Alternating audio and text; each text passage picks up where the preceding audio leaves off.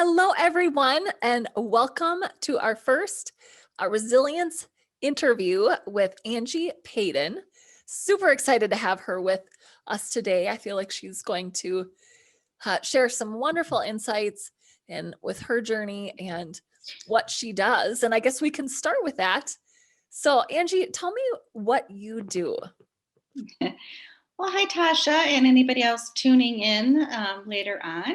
And I want to thank you for having me and giving me an opportunity to share some experience, strength, and hope with people. That's kind of what I'm all about. Um, my name is Angie Payton, and I live in River Falls, Wisconsin. I have three children and three grandchildren that keep me super busy. They're all local. Um, I am also a recovering alcoholic, a recovering addict, and I'm in recovery from a mental illness diagnosed as borderline personality disorder. So that keeps me a little busy juggling all of that. But through my recovery process, I also am certified, or I became certified and qualified to teach mindfulness based stress reduction. And that's just a fancy way of saying taking what we know about modern neuroscience, what we know about the brain, what we know about the anxiety and stress reactions that our body has, and how those both connect, mind, body.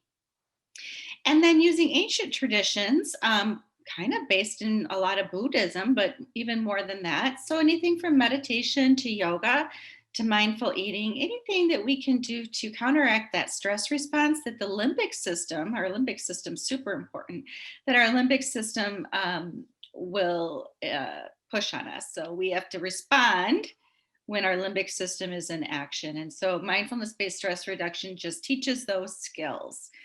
I also do a lot of volunteering. So, my biggest project right now is being the president of the St. Croix Valley National Alliance on Mental Illness, or NAMI. We have a small chapter here in the St. Croix Valley.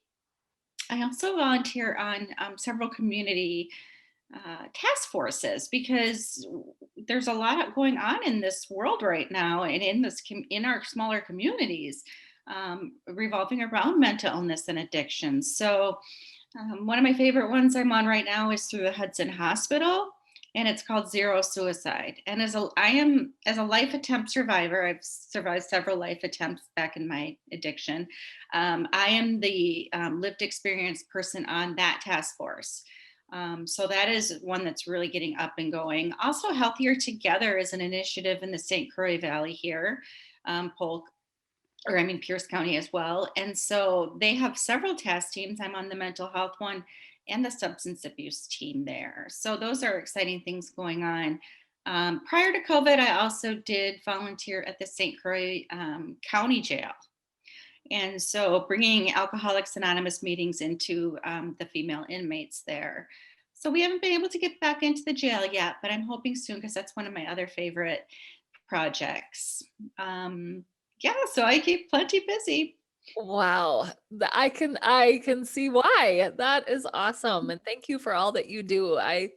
And just getting to know you, I know that you've impacted a lot of lives, and that's why you do what you do and why we do what we do, because we want to help others through what we've been through and what our experiences are. So thank you for sharing that. That's quite a list. So you maybe explained a little bit of this, but just also want to ask, so why are you passionate about mental health awareness and suicide prevention? And I am, gosh, for several different reasons, but honestly, from my heart, I'm selfish. And what I mean by that is, I found through my recovery journey that if I don't give what I have been given, if I don't give that back, I can't keep it. And that's a good thing. That's a thing we say in Alcoholics Anonymous many times. If you can't keep it if you don't give it away. So I do everything I do for selfish reasons, although they seem to be like I'm a good Samaritan, or they might seem like, you're such a giver, you're such a giver. But the bottom line is that's what keeps me healthy, and that's what keeps me sober. And that's what keeps my mental illness in check. So, working on all these committees and working with people and taking calls on the NAMI hotline and sponsoring women in AA, that's what keeps me healthy. If I don't do those service work components, then I get into my own little shell and I isolate and I keep all my feelings and all my fears deep bottled up. And so every time I do a speaking engagement, or every time I attend a meeting, or every time I help somebody on the crisis line, that's helping me more than it's helping them. And I think once people start to do more volunteering or do more service work, they'll get that, they feel that. So honestly, yes, for selfish reasons. Well, that's something that I never expected you to say, but that is awesome. In the fact, and it's true.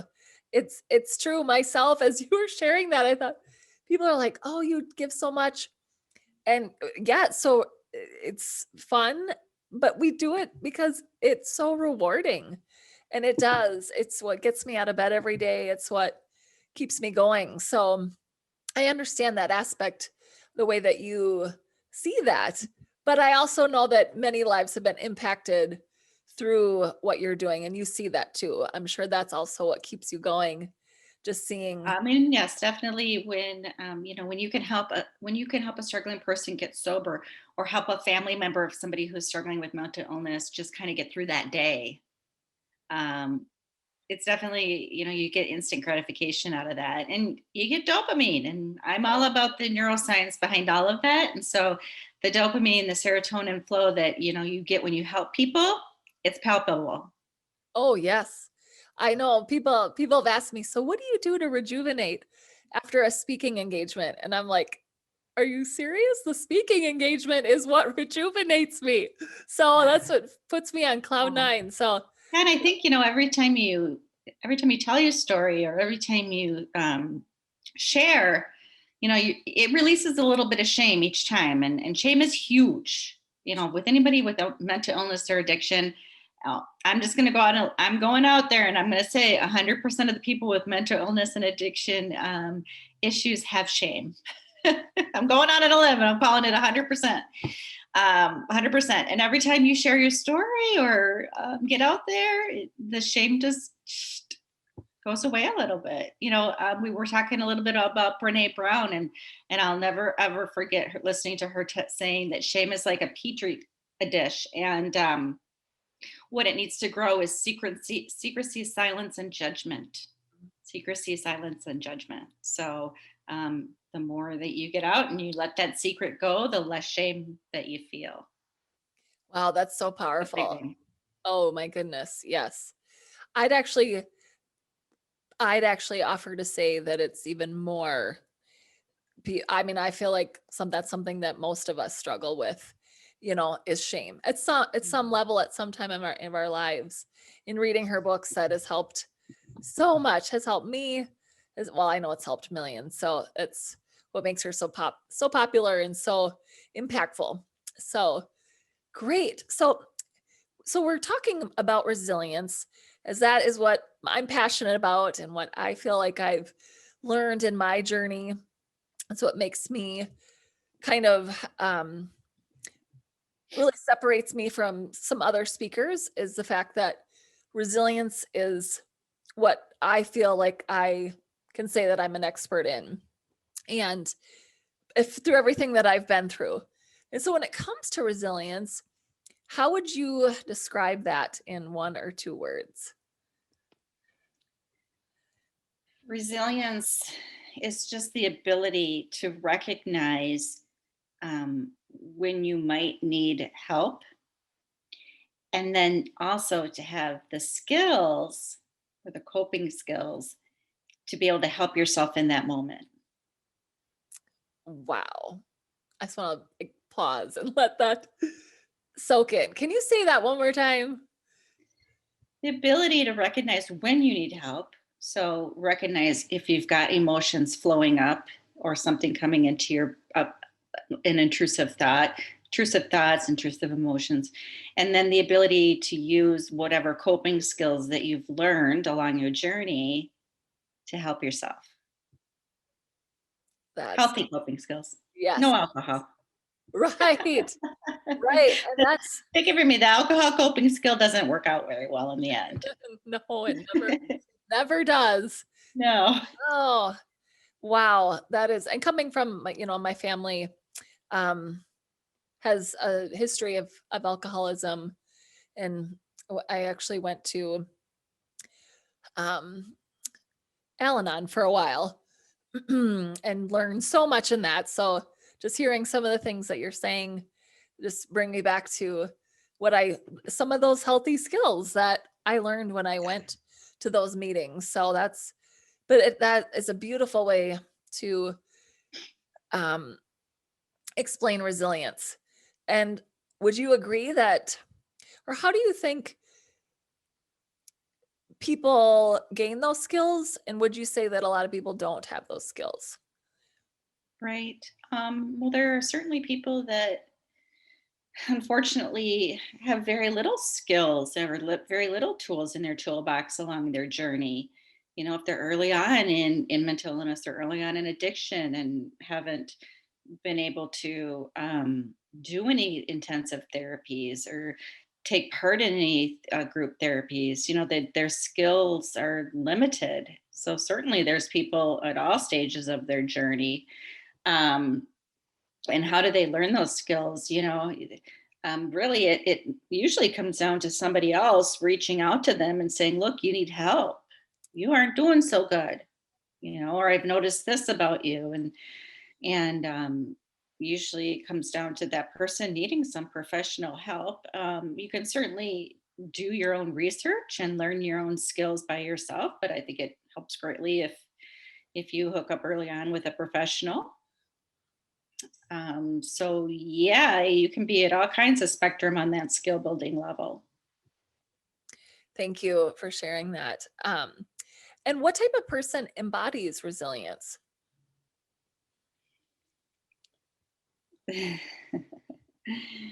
um, Geez, I think anybody can do it. You know, Me too. if I can do it, I always say, if I, and you know, someday maybe we'll talk about my story, get deep into my story, but if I can survive what I survived, then anybody can become resilient. I have hope. Like whenever I talk to somebody and they're newly struggling or a family member, I always try to give them hope because I always say, look, if I can do this, you can do it. But it's going to take some work. Mhm, It's going to take some work, and it's going to take some humility and being humble mhm. because you've already been beaten down to some point, and now you've got to claw your way out of that cage, and it's not going to be easy. But I think anybody can do it. I don't think there is an embodiment of resilience. I mean, I honestly think anybody can do it given the right help. That's awesome. And I'm so glad you say that because I agree. I agree that this is something that we all can grow in. And I think it's a daily thing. This is not Oh, something that I think it's an every second type thing. You know, yes. you're gonna have a challenge. I may walk out this door right now and have a challenge. I mean, in the end of my addiction, I was addicted to drinking hand sanitizer. Well, I mean, who would have known that 8 years later, hand sanitizer is all the rage, and Oh, it comes in flavors now, oh and my goodness. and it's everywhere. I mean, talk about having to meet your fear every time you go out in public. You know, people are slathering it on their bodies as if it's this magic potion. And here I was addicted to drinking a bottle of it a day. So we don't know what our next challenge is going to be. You know, if you would have told me 8 years ago that people were going to be that hand sanitizer was going to be the hottest thing on the market, yeah, I would not probably believe that. But we don't know what challenges we're going to meet. We don't know what's going to come up day second after second. I could walk out the door and I could get a phone call from somebody who might be in really bad shape, you Yeah. know, and or you could walk out the door and get flowers delivered from somebody. We don't know. and that's exactly it. I through my journey have learned, that these skills are something that we constantly have to use. And it's not like, oh, once I have this, then everything's going to be perfect. No, because we can't control what's going on around us. We can't control what people are going to say to us. We can't control what happens, but we can control how we react to that. And when I first heard that, which was shortly after my accident, I'm like, okay, whatever. I'm a quadriplegic. Like, I can't control how I react to this. This is awful. But in time, I was able to see, just through multiple other big challenges that I've gone through, because it wasn't just my accident. I've had multiple hospitalizations. I've had relationship failures, all of which I struggled with depression. I struggled with um, anxiety, fear of the future. And in each one of those, began to see how to pull myself up afterwards and realize that these tools were helping me not only be stronger, but to be resilient, to rely on others, to know that I can't do it myself, to know that I have to have a team, to know that every day when I wake up, I have can I have to I have to look at what thoughts are coming into my mind. And I have to not ignore them. I have to pay attention to them and figure out how I need to change them. And especially with the pandemic, I mean, oh my goodness, I had to go back to the basics of what I speak on and what I am so passionate about. And I literally read my keynote to myself and was like, okay, I'm here for a purpose. No matter what this is, no matter how long this takes, I'm going to get through this because I'm here for a purpose. And so I will get back to speaking. I will get back to what I'm passionate about. But I had to go through those things in my mind. And so it makes me even more passionate about the message that I share, which is really resiliency and the tools, the skills of that. So thank you for sharing that, because it really is something that I believe that we always are working on. We're always growing. And part of that is always knowing that it is okay to ask for help. I think that's one of the biggest tools of being resilient. And for some reason in our society, that's looked at as a weakness. Can you speak into that? Yeah, nobody wants to ask for help. Doesn't that mean you're admitting failure? No, it doesn't. But that's what people think, right? If I ask for help, it means I'm not capable of doing it myself. And we don't really want that feel. We do a lot of things on our own, and we like to be independent and do things on our own. But these mental illness and addiction, this is not a personality problem or a willpower problem, as lots of people would like to say. Well, it's a decision or a choice. No, there's specific, inner workings of our Oh, brains and yes. bodies Yes. um, that need attention sometimes. And yeah, it's hard to ask for help. Nobody wants to do it, and sometimes people don't ask for help. Sometimes help is just forced on them through their loved ones. Look, you may not be asking for it, but we've recognized some changes in you, and we know we can see you're struggling, so we are going to help you whether you like it or not. And sometimes that's met with hope, and sometimes that's met with resistance, depending on the stage of readiness that person is at for recovery. But yeah, asking for help, nobody wants to do that in this society. We all just want to be able to manage through on our own. Yeah, I was recently sharing, and somebody just said something about, and I wish I would have written it down because it was so beautiful. But they said something about we have to start spreading the message that asking for help is strength. It actually makes you a strong person. Mhm. And I just was like, you're right. That is so powerful, because we have to ask for help. There's no human being that's ever survived alone. Like we all need each other, as from the time we're born to the time we die. We need people. We need others. And so I don't know why as a society we struggle so much with asking for help, and I've been there. I know that. My biggest fear when I had my accident was that I was going to be a burden on others. And that's something that I have to constantly work through when a caregiver leaves or somebody comes in and they're tired and I can tell they don't want to be here. I feel like I'm a burden and I have to remind myself over and over again, I am not a burden. I am not. I bring a lot to this world, and my husband is just an amazing encourager that he constantly is telling me that, but that's why we need others. We need others to help us. I mean, it's just a fact of life. So thanks for speaking into that. Um, how are people currently struggling in our world? You know, I are you kidding right now? Yeah. Um, wow. Everybody. Is there anybody out there who's not struggling? Let's put it that way. Uh, this year has been challenging times 100 for every single person. And I always say this whenever I do any speaking, that there isn't one person in this entire world that is not affected in some way or the other by mental illness or by addiction. And I'm going to say that again. There is no one in this world, not one single person, that will have there just doesn't exist that hasn't been affected by these diseases in one way or the other.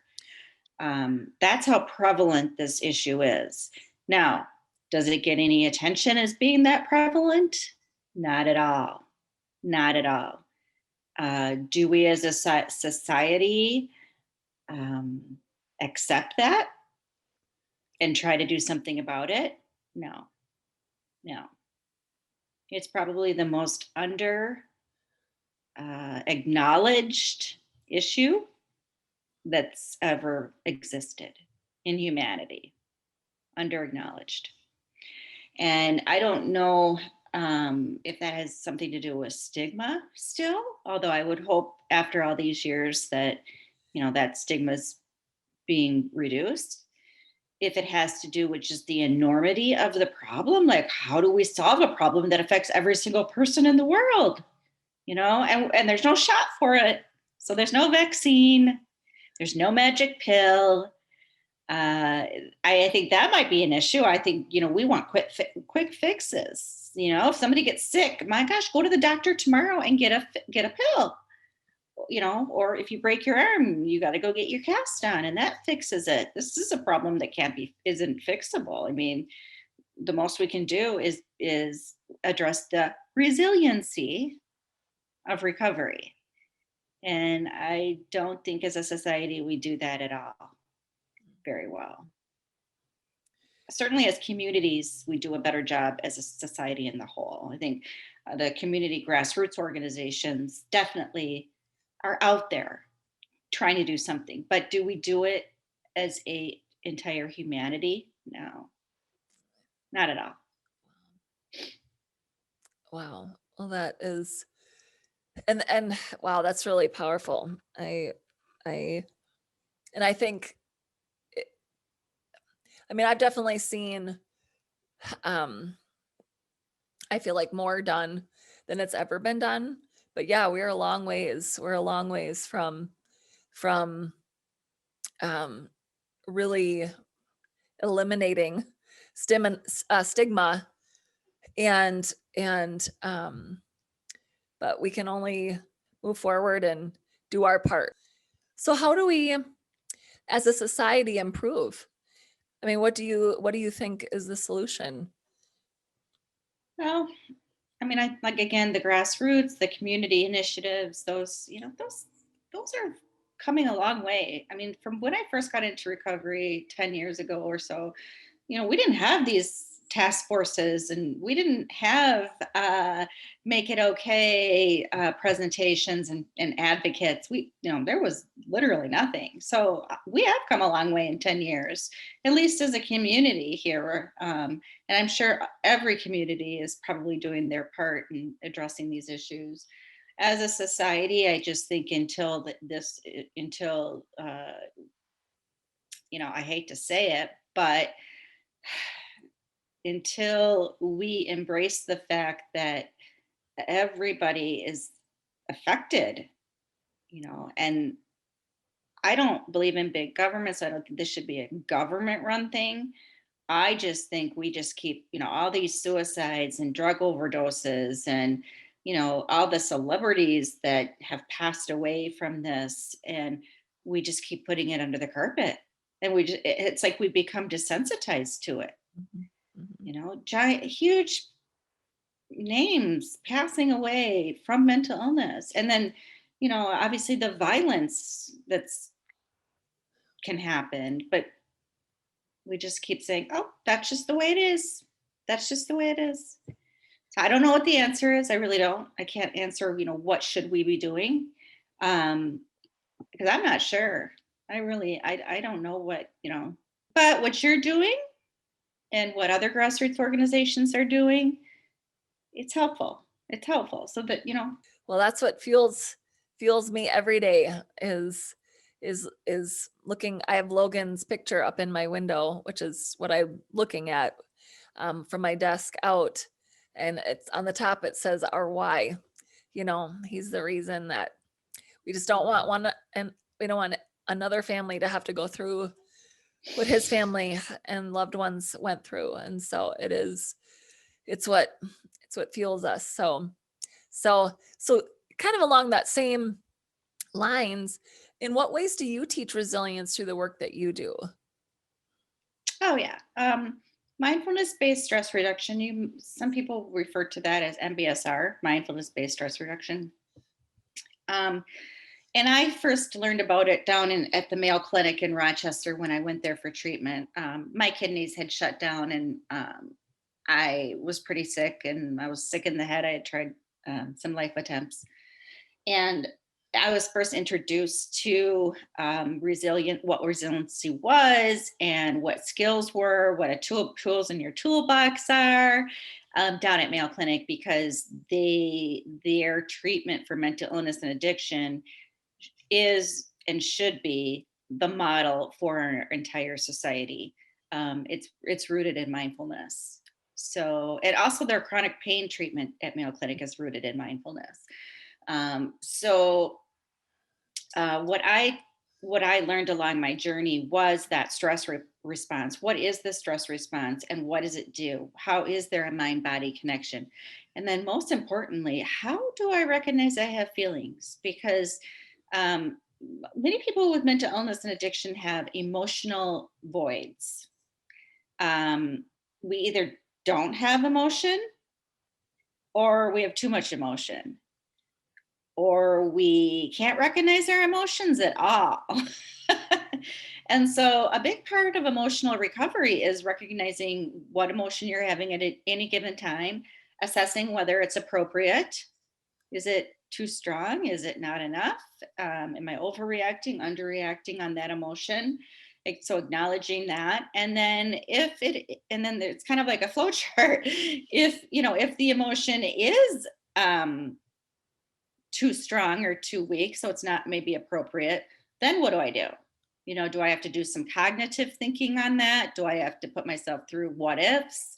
Um, or do I have to do some body work? Maybe I need to do some deep breathing or meditation on it.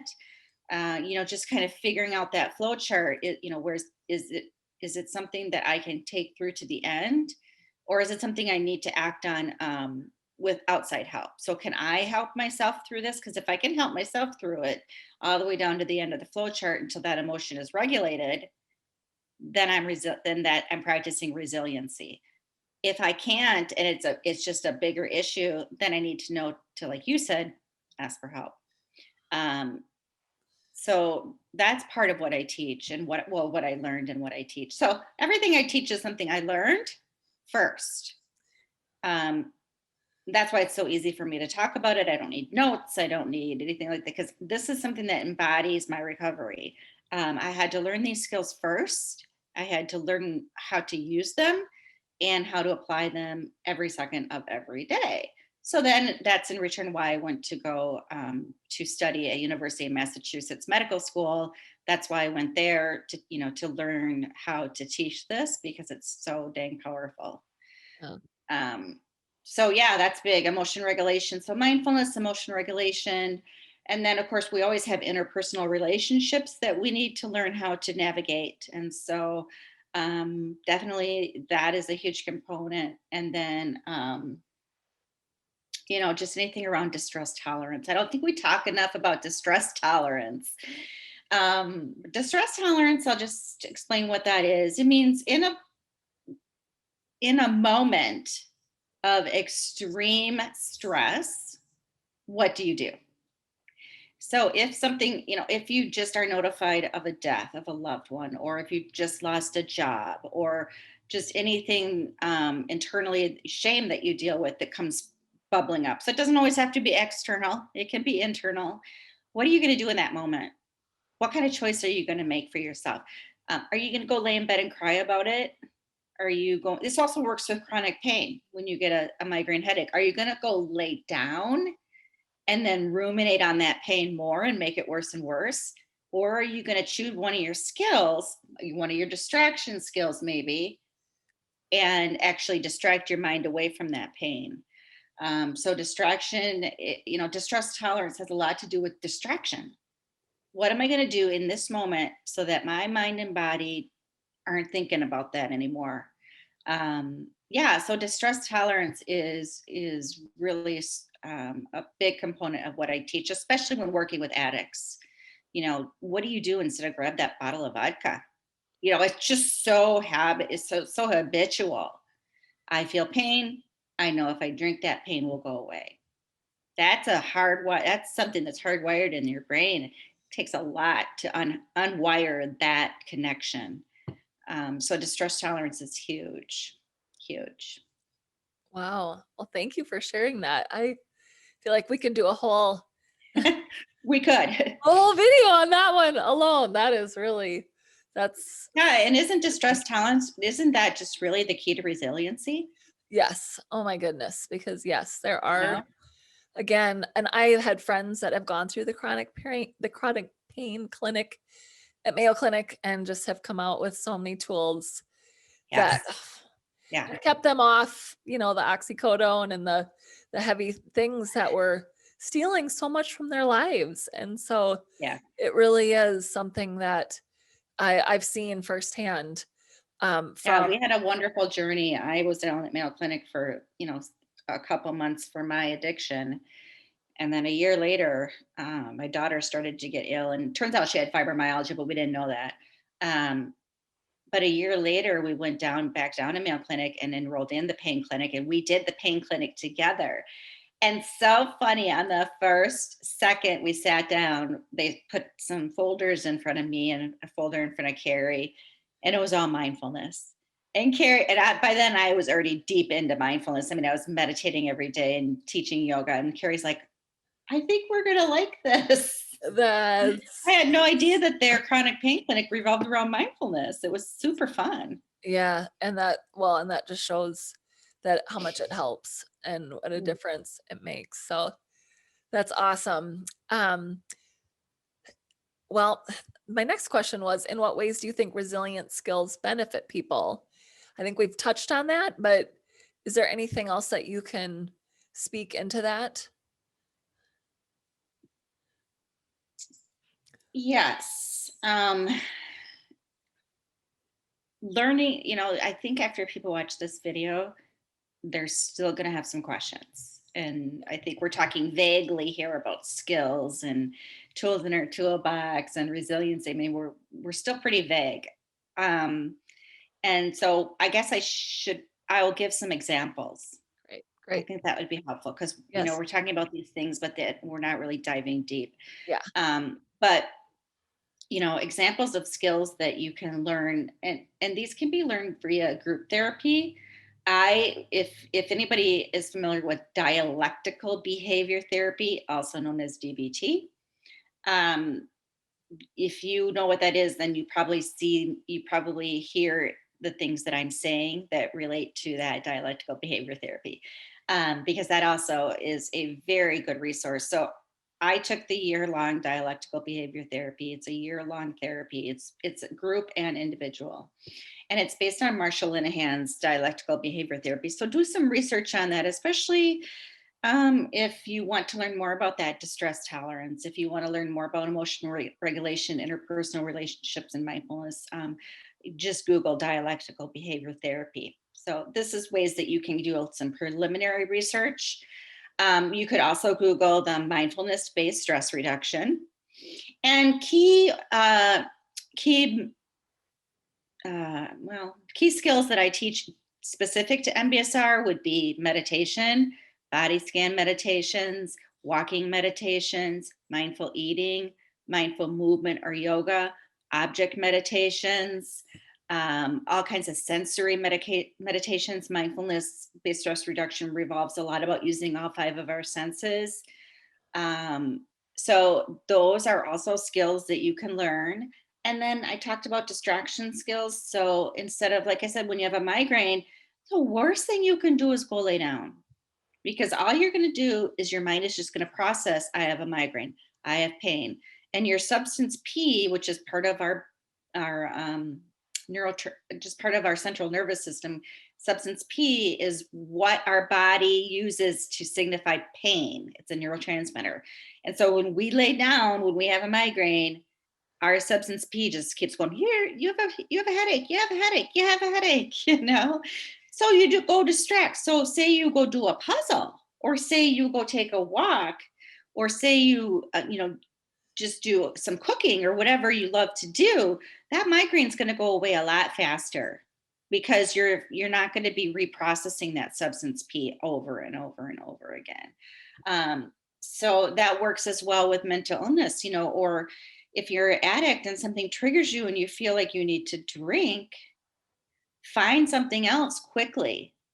Quickly use your distress tolerance to find something else, whether that's eating a sour gummy. That's a good idea when you want to drink. I have lots of good tips like that. I have lots of good if you want to drink tips.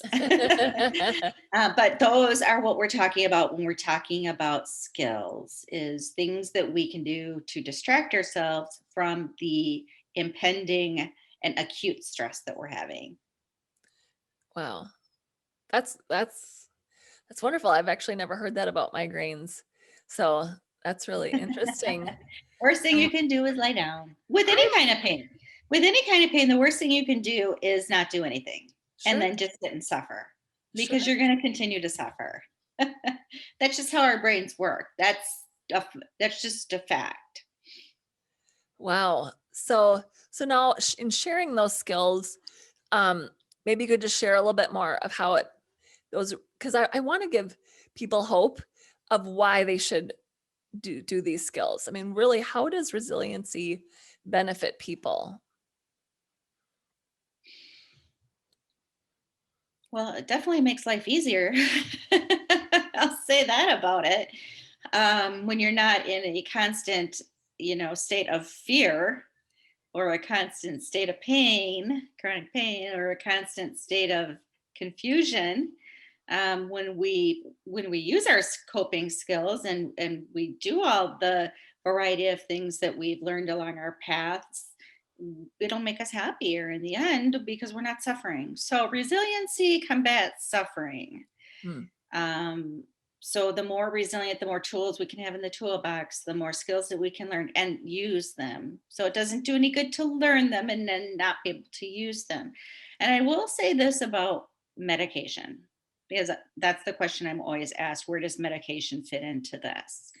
If I do everything that Angie teaches, can I go off all my meds? So that is just a common question. Um, where medication fits into this is here.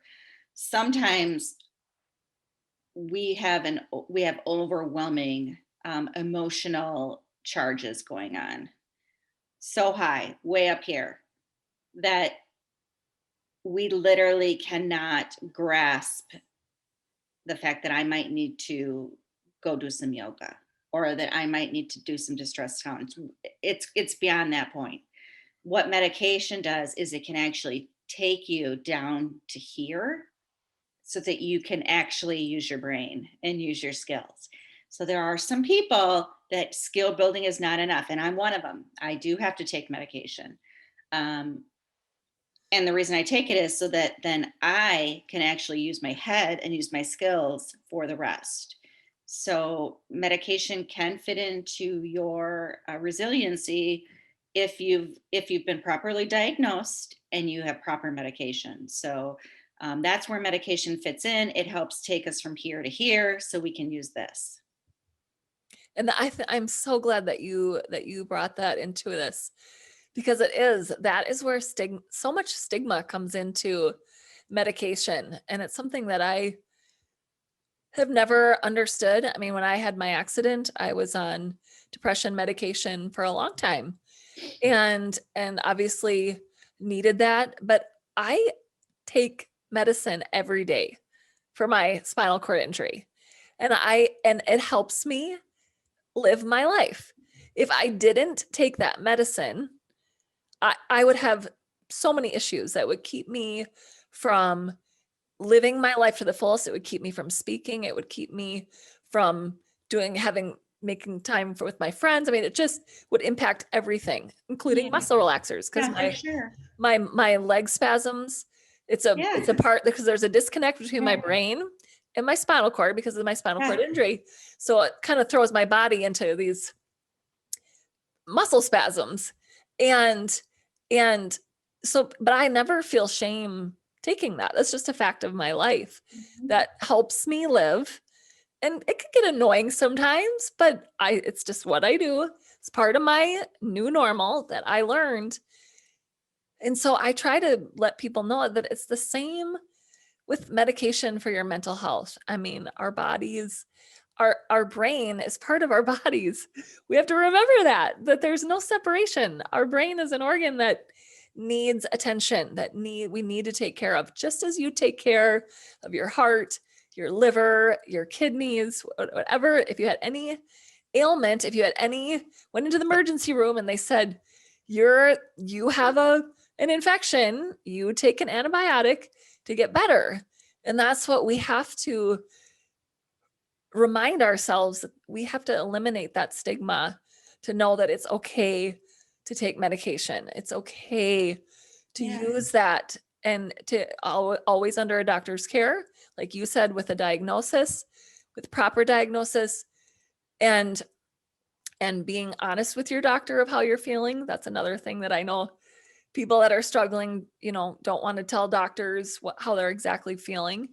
We have to let them know, because then they can help us get better and get well. And so, I'm just so thankful that you brought that up, because I think that I don't well, it's have any always shame. asked that it's just always something people ask, where does the medication fit into the mindfulness-based stress reduction and all the skills and building it?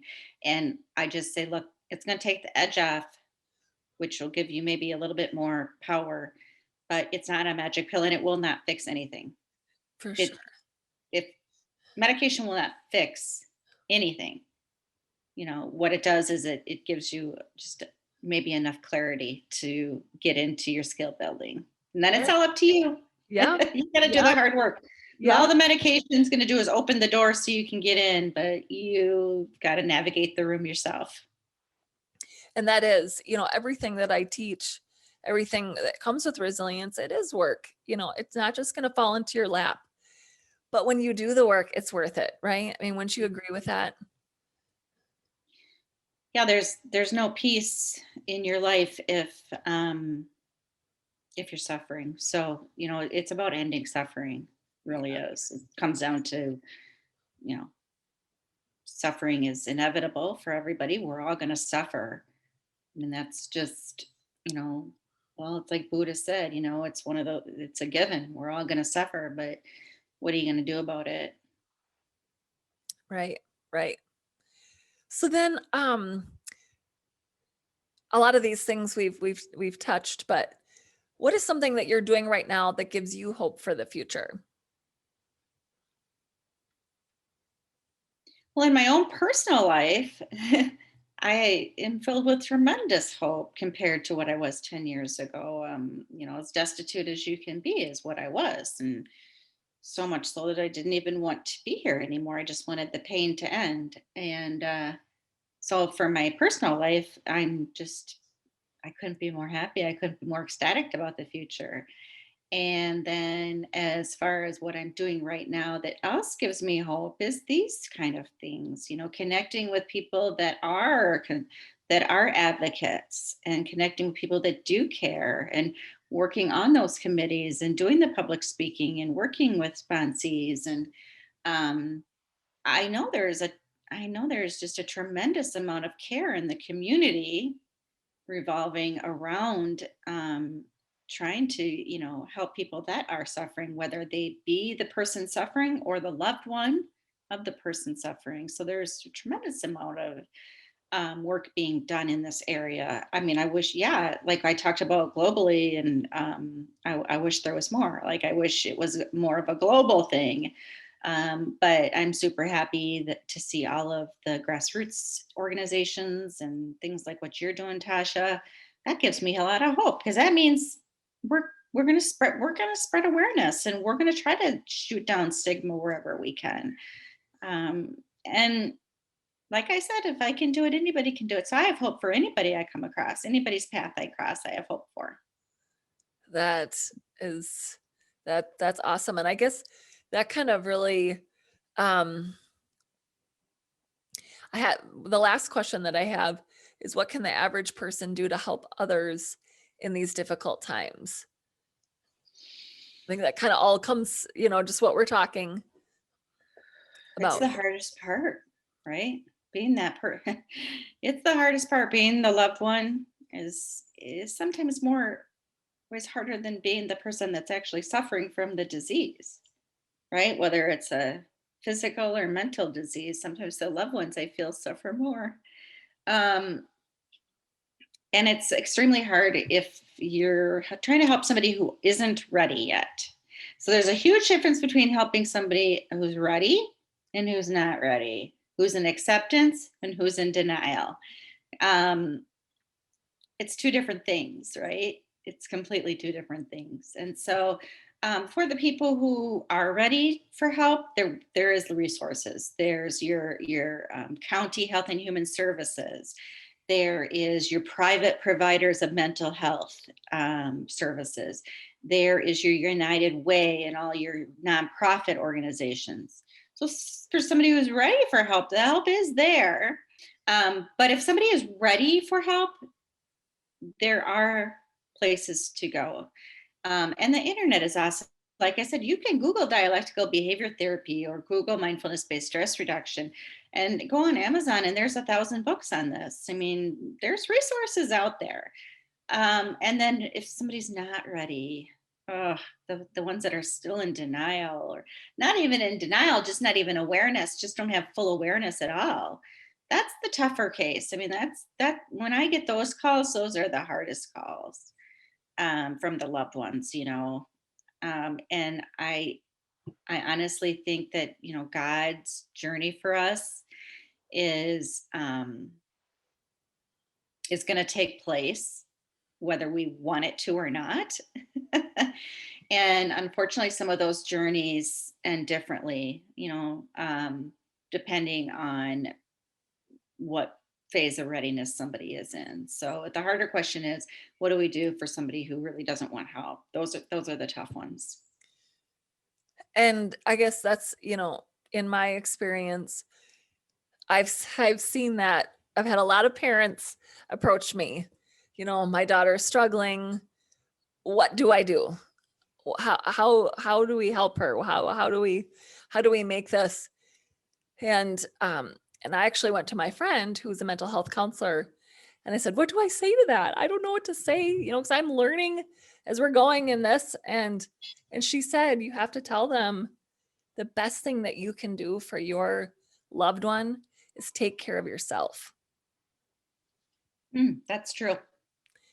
Can you speak to that? Can you speak into that? Yes, I can. We have a saying in AA, lots of things in AA. You can't take care of yourself or others until you take care of yourself. So true, so true. If you're not healthy, then you're not really going to be able to take care of somebody else or be healthy for somebody else.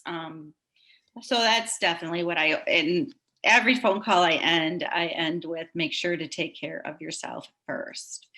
Because we can do a lot of damage to our own psyche and our own well being by trying to change or fix someone else. We can't change or fix other people. One piece of advice I do give anybody, though, always is um, don't expect them to change without you changing. Mm, So there's a dynamic in interpersonal relationships.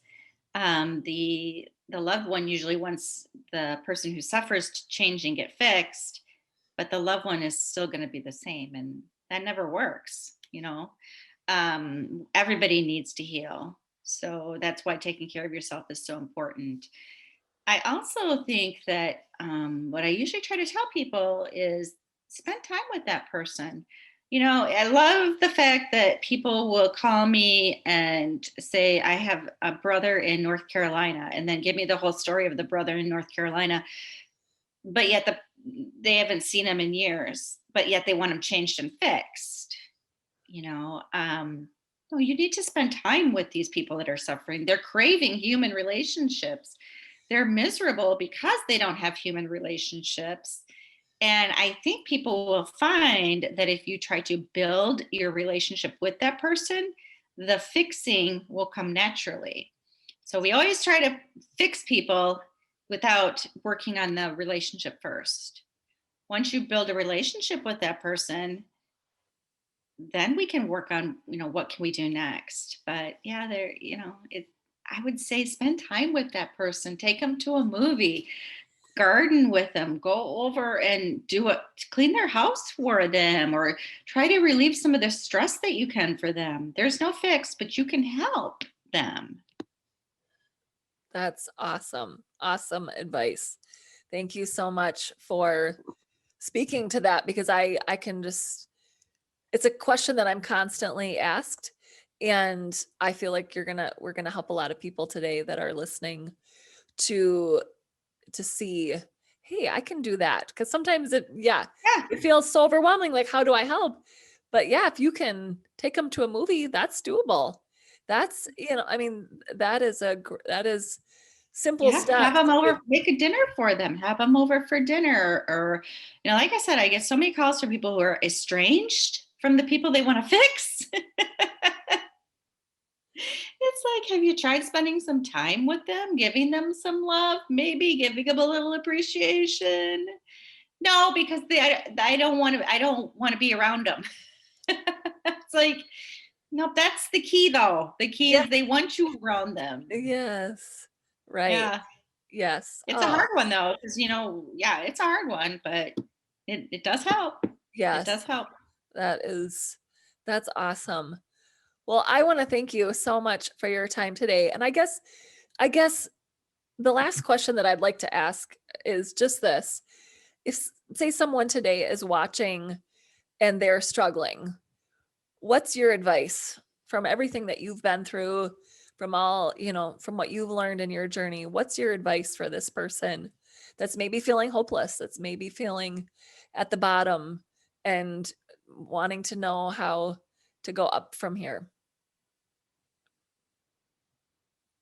If you're suffering from any kind of emotional, physical pain, mental anxiety, or anguish, and you don't like it, so it's uncomfortable. If you are uncomfortable, um, then that's that's a sign that you might need help, and you might not be able to do this on your own, and that's okay. It's okay to ask for help.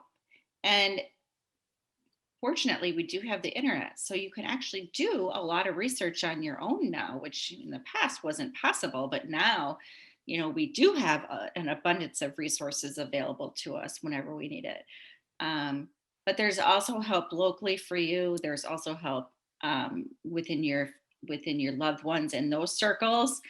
Um, so if you're in any kind of mental, physical anguish, um, do some research for sure.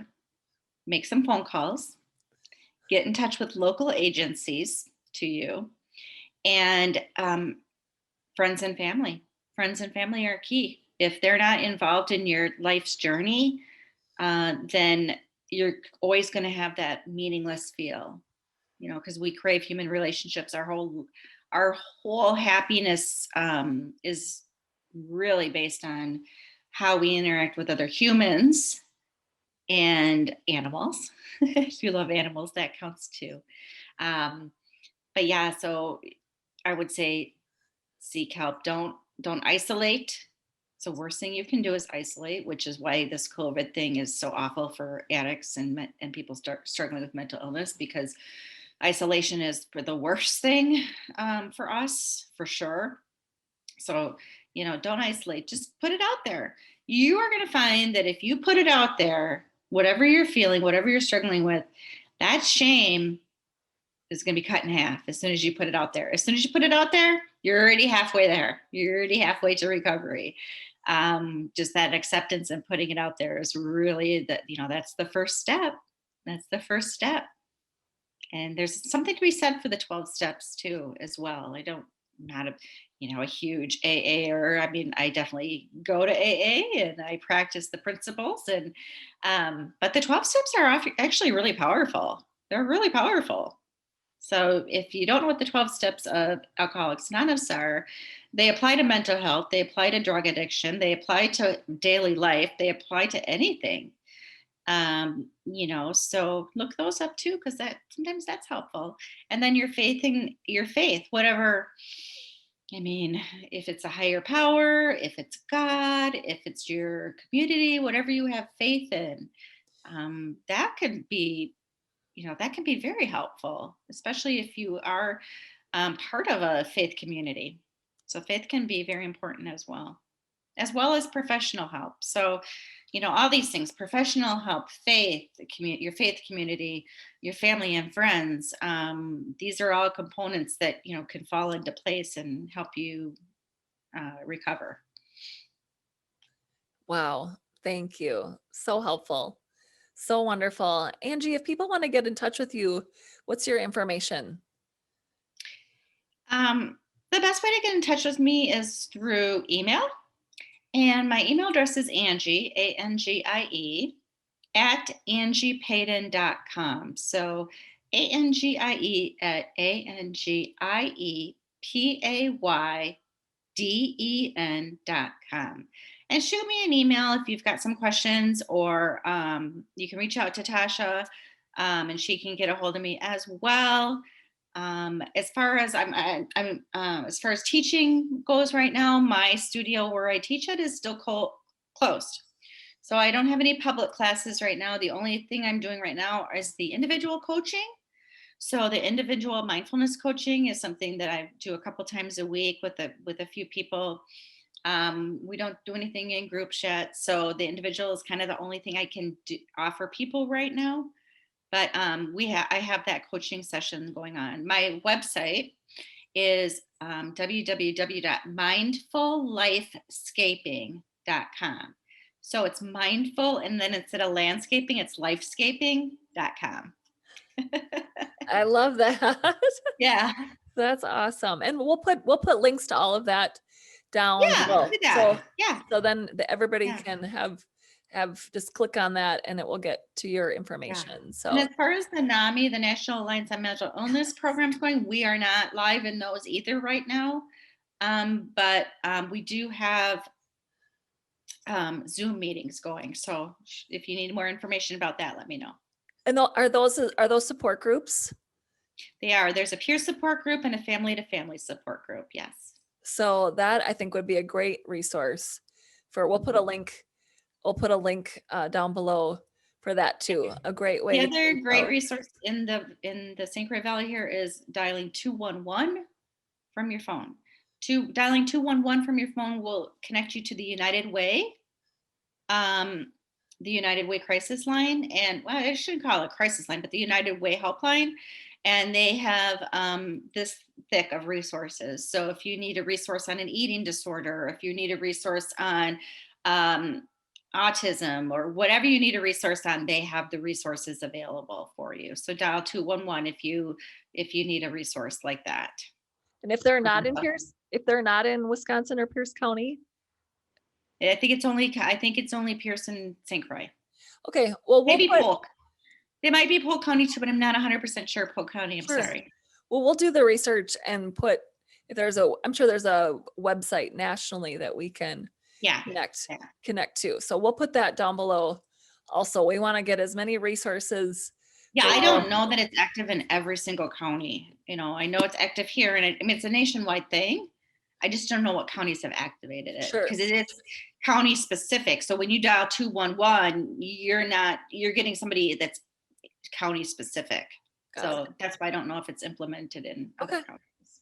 Well, we will include all of that if there's a way to do that. So thank you, Angie, so much for your Thank you time. so much. Oh, Yes. this has just been so encouraging and so uplifting and educating. I mean, I learned so much. So really appreciate your time and what you're doing. And I know we'll be in touch in other Yes, we will projects be that in touch. we're We have working many together. things we have to take. We have many things we have to do. That is for sure. And I love it. I've learned in working together, we all have a mission, we all have our part, but when we come together and work together is how we do make the biggest Mhm. impact, and how we can. Yes, and this is just my last final pitch. We need you. We need volunteers. Um, the NAMI organization is run solely by volunteers. Most of these types of things are run solely by people are not paid. We're not paid for this. So if you've been wanting to help, and again, from the very first word I said when I first came on, that service work, that help, that's the biggest healing you can give yourself, really. That's the biggest healer.